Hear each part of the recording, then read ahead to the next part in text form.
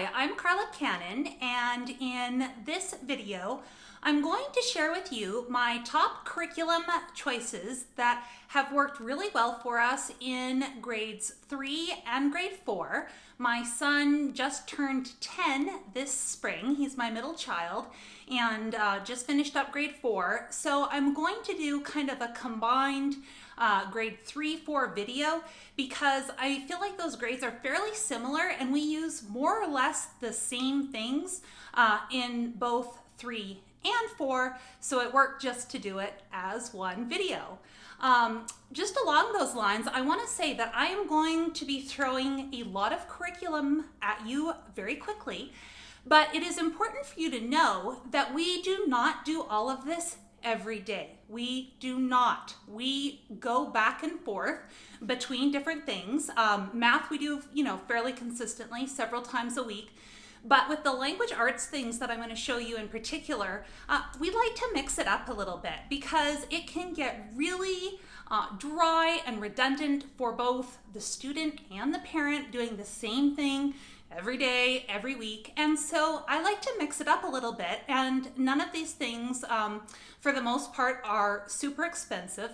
And we do them over the course of 2 years. But by using a few different things, it just keeps it interesting and fresh. And when we get a little tired of one, we'll just switch it up for a week or a month and use some of the other ones. So that's why you're going to see quite a few different things, but just take a deep breath and know we don't do them all in a single day. So keeping that in mind, the other thing that I wanted to touch on is that grades are rather arbitrary depending on what curriculum you look at or who you talk to or what child. There is a huge spectrum on what is grade level for any given grade. So it is just something that I encourage you not to be hung up on. I personally don't get hung up on it.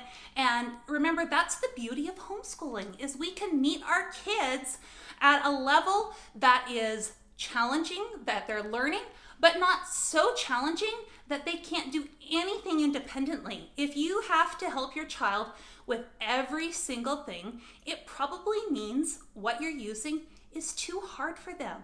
They like to be a little bit independent as they're hitting these, grade 3 and especially into grade 4. So just something to keep in mind as we go through what I like to use here.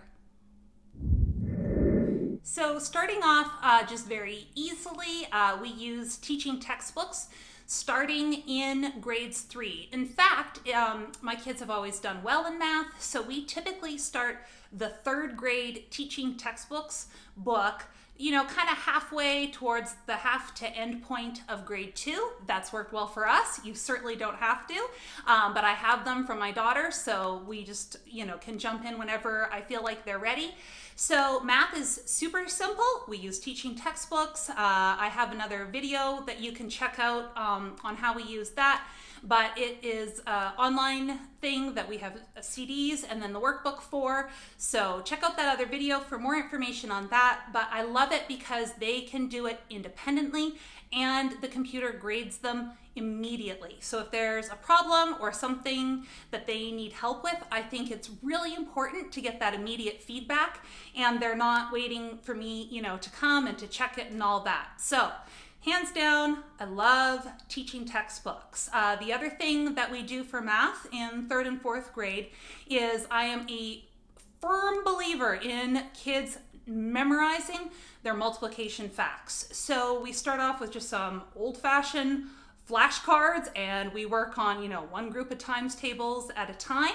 And then once they have gone through, 2 through 10, 11, 12, then I move on and we use something called Xtra Math. And basically it's not fun, it's not fancy, but it is a online free drill, kind of timed drill thing. And it doesn't take them very long. My kiddos do it, a couple times a week, but it really enforces those multiplication facts.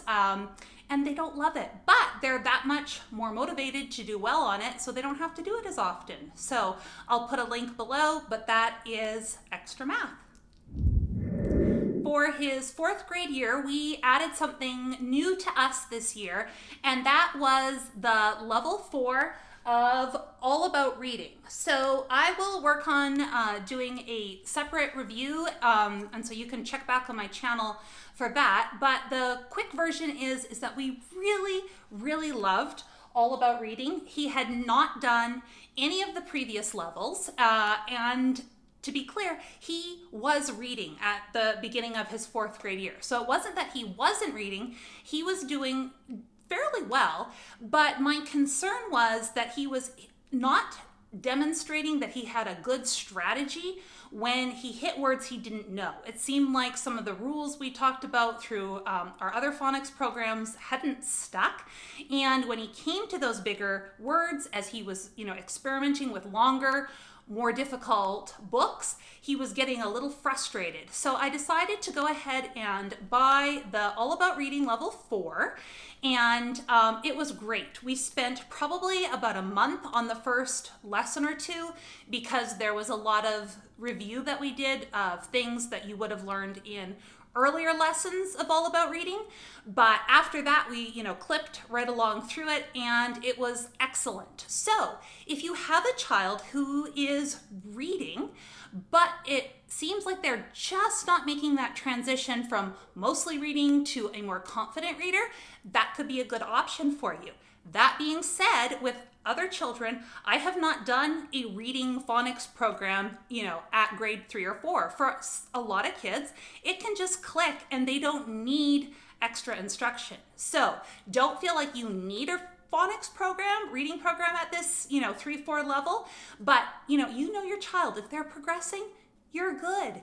If they kind of seem to be at a plateau for a while and it's not moving forward, then I think All About Reading is something that you could definitely consider and not worry that you haven't done earlier levels.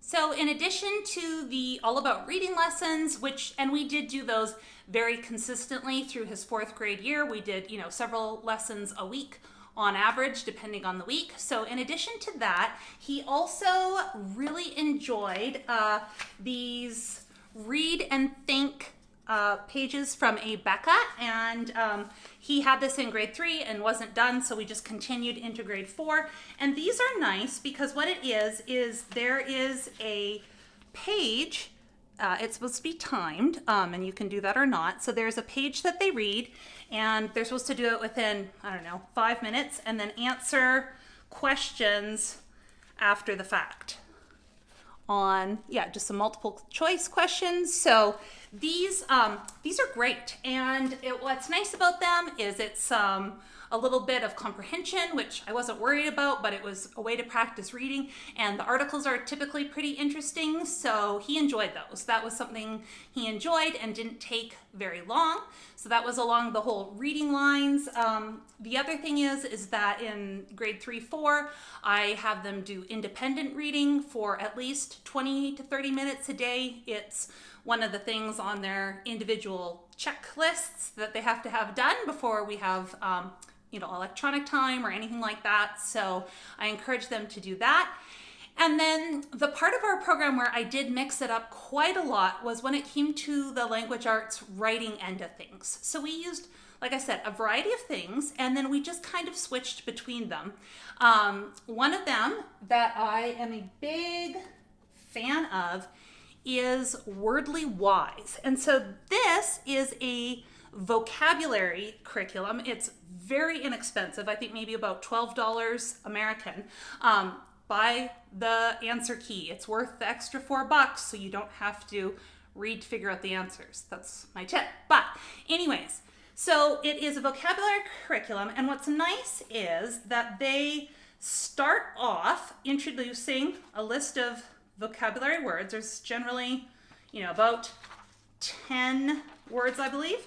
So you have a couple pages on vocabulary, and it talks a little bit about parts of speech and things like that.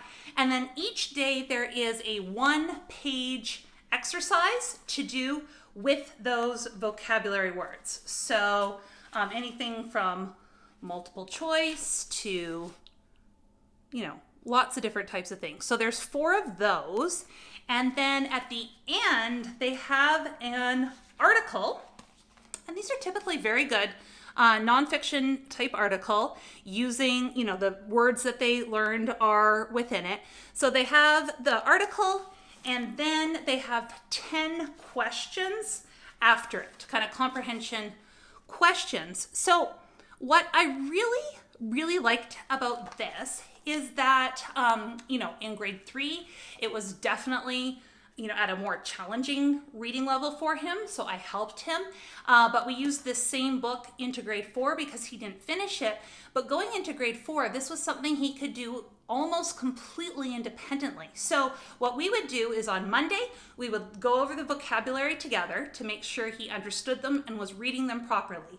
Then on Monday, we would also go to the end of the week and read that 2-page story together. So that would also be his reading kind of lesson with me, is that he would read that with me. So Monday we did the vocabulary and the story. And then each day for the rest of the week, he would do the one exercise where you practice the vocabulary, and I would have him write 2 sentences answering the comprehension questions. And what was nice about that, it was, that kind of combined vocabulary, reading comprehension, and writing. And what we really worked on was that he had to answer in a complete sentence. And so that's a good skill when, they're young, and then to be able to do that confidently, independently as they're older is right on grade level. So yes, Wordly Wise, I highly recommend it. And I really liked doing 2 sentences a day, 2 questions a day to answer it, instead of trying to do 10 questions all in one day at the end of the week is just too much. So breaking it up like that works really well. So, and like I said, we just used this one book. There's not that much difference between the grade 3 and the grade 4, and there was more than enough lessons to keep us busy for 2 years. So there's that one. So the weeks that we did not use the Wordly Wise, then we used the Bible Heroes. And I'm not going to say much because I have a full review on the IEW Bible Heroes program. We started it in grade 3 and did the first half, and then completed the second half in grade 4. I love it. I mean, to me, it is the perfect writing curriculum for a, 8, 9, 10-year-old. It's wonderful. So, but we didn't want to do it every single week, so it worked well to do it some weeks and then have the Wordly Wise there on the weeks that we didn't do that. But he wrote some amazing paragraphs and simple stories, and it just takes your hand as a parent and really leads the both of you through the lessons. So I top recommendation for this 3-4 age or 3-4 grade age range is the Bible Heroes writing lessons from IEW. So those are wonderful. The other thing that we kind of sprinkled in there, not every day, but on a consistent basis, was copywork from Spelling UC. I think he, in grade 3 was perhaps still on the B level, maybe a little bit into grade 4. Now he's on to book C. And these are, once again, I have a full Spelling UC review, but these are wonderful. They are just nice copywork. They are, you don't have to think about it. Your children can do it independently. And then you have dictation at the end of the week. So we would just do it kind of over 4 days. So here would be, 1 day's, that's the passage. That is 1 day's worth of copywork. And then there's kind of an extra page that we would use just to write out some words that he'd anticipate having trouble with for dictation. So I would write them out, and then he would write them out, maybe use them in a sentence, just depending on the week. Maybe he just wrote them each day. So that's what we use kind of the D day for, was to practice spelling words, but he did that every day, just writing them out. And then the last day of the week was full dictation. So that was his copywork spelling program. I love it. Can't say enough good things about spelling UC. Just get it. It's great. It's easy, and it'll help you be consistent in having your children do copywork.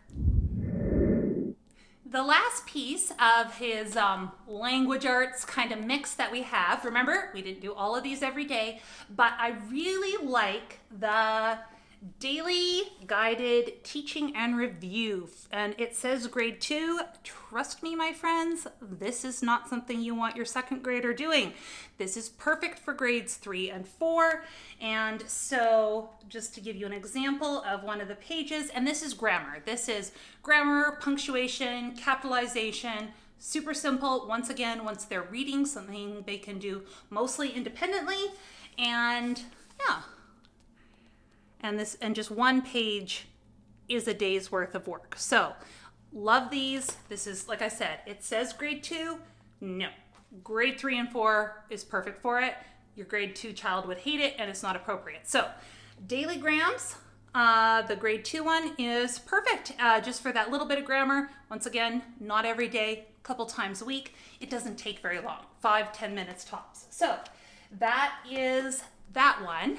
And so like I said, we kind of switched between several things there as far as language arts go, but it kept it fresh, and we enjoyed it. It worked really well. The other thing that I want to touch on is social studies and science. So we do a lot of that as a family in kind of like our morning time. We read together. So a lot of those topics we touch on together, but I did have some things that he did. So for science, we used the Abeka, just this little text book here. And these are nice. Same thing, we use this over the course of 2 years because I did lots of other things mixed in.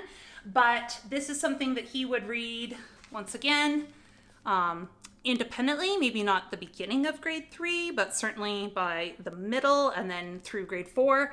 And then it was nice because I added to this, you can buy a activity pages, or this year I had got the test pages for it. And I'm not big on a lot of testing, but the pages that came with this were pretty simple. I threw them in his binder, and they were just kind of a one-page quiz, and it was nice because it practiced a little bit of comprehension, him reading on his own. And so I recommend that with the Abeka science. It's just an easy thing that they can do, once again, pretty independently.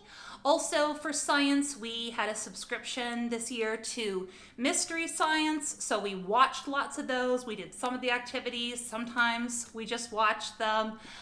So we love Mystery Science. And then free on YouTube, the same creator of Mystery Science is Doug, and he has Mystery Doug. And those are just short little YouTubes that are wonderful. So many random science things your kids can learn through those. So that was kind of science. And then on top of that, and this is social studies as well, my son loves to listen to audiobooks and novels and stuff like that. But when it came time for him to do that 20 to 30 minutes of reading, he prefers nonfiction. That is pretty normal for boys. So I had lots of things that he could read about that were nonfiction. So for example, these Usborne beginner readers, these have just gotten a ton of use over the years. I've got lots of these, so all kinds of topics on those. If you can get at your library, or sometimes you can find them secondhand, the Great Illustrated Classics. These are fabulous. They're just a nice amount of text, and every page still has a picture. So these are wonderful. He read, this was Gulliver's Travels, and he read White Fang, several titles. So those are really good. And then, like I said, he just really preferred to read nonfiction. So, you can go to the library and just any topic, and he just really enjoyed things like that. I have this whole kind of old encyclopedia series, if you can find something at a yard sale. Sometimes those little boys, they prefer nonfiction.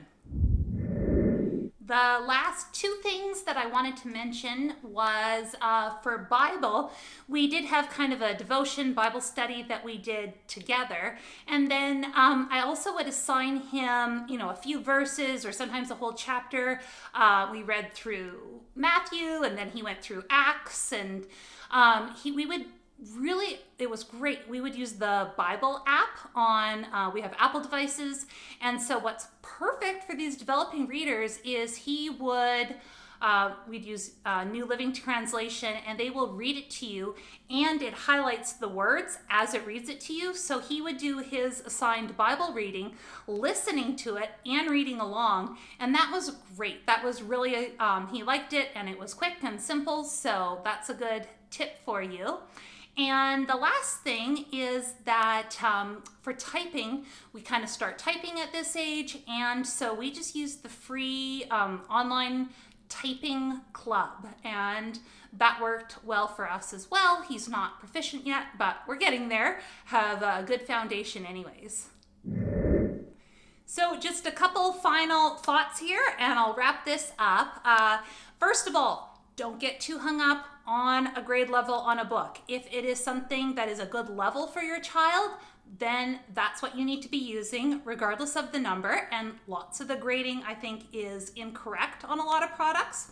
So find something your child can do, but also remember it is good for them to do some things independently. And if everything you have is too hard for them to do on their own, then it's probably too hard, and maybe you should save it until they're a little bit older. So they learn a lot by doing some things on their own that otherwise we just tell them the answer to when we're sitting there trying to be so helpful.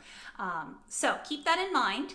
And the other thing is, you don't have to finish every piece of curriculum you buy.